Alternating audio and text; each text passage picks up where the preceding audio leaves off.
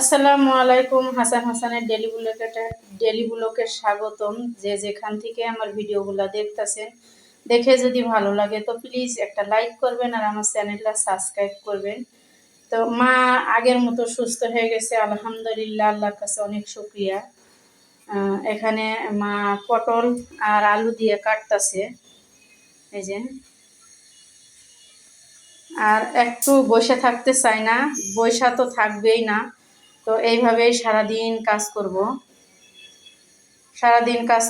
কাজ করতে করতে একটু আলে না, একটু সয় না, কিচ্ছু করে না। তো যাই হোক, আল্লাহর কাছে অনেক শুকরিয়া, আলহামদুলিল্লাহ আমার মা সুস্থ হয়ে গেছে। তো আল্লাহর রহমতে সামনে মাসের থেকে 1 তারিখে ডিউটি করবে। আর এদিকে মা থালা বাসনগুলো মেজে ধুয়ে সব রেডি করে নিছে। আর এদিকে একটু মাছ ভিজাইছি, সিলভার কাপ মাছ। আর এদিকে একটু ডাউল বসাই দিছি, ডাউল ভুনা করব। আর পটল আলু দিয়ে আর সিলভার কাপ মাছ দিয়ে রান্না করব। এদিকে একটু মা বেগুন ভর্তা খেতে চাইছে, তাই একটা বেগুন চুলার পরে দিয়ে পুরাই নিতেছি। তো গ্রাম এলাকায় তো ছায়ের আকার মধ্যে দিয়া মানে ভর্তা করে, সেই ভর্তাটা সেই মজা লাগে। আর এটা তেমন মজা লাগে না, তো এখন বাধ্যগত করে খাওয়া লাগে। এখন কি করার কিছু নাই।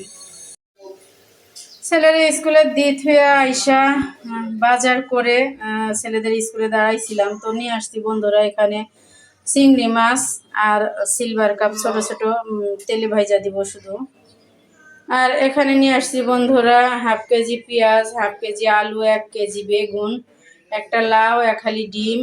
আর নিয়ে আসছি সব পদের বিস্কিট। তো বিস্কিট অনেকদিন ধরেই নাই, তো ভাবলাম কড়া বিস্কিট নিয়ে যাই, ছেলেরা নাস্তা খাওয়ার সময় খাবিনি। তো কয়দিন ধরে খালি মুড়ি আর মুড়িই খাইতেছে।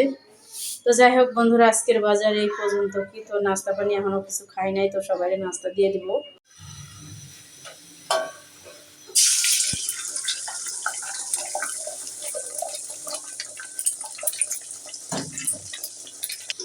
ডিমটা ভেজে ছেলেদের ভাত খাওয়াই দিব।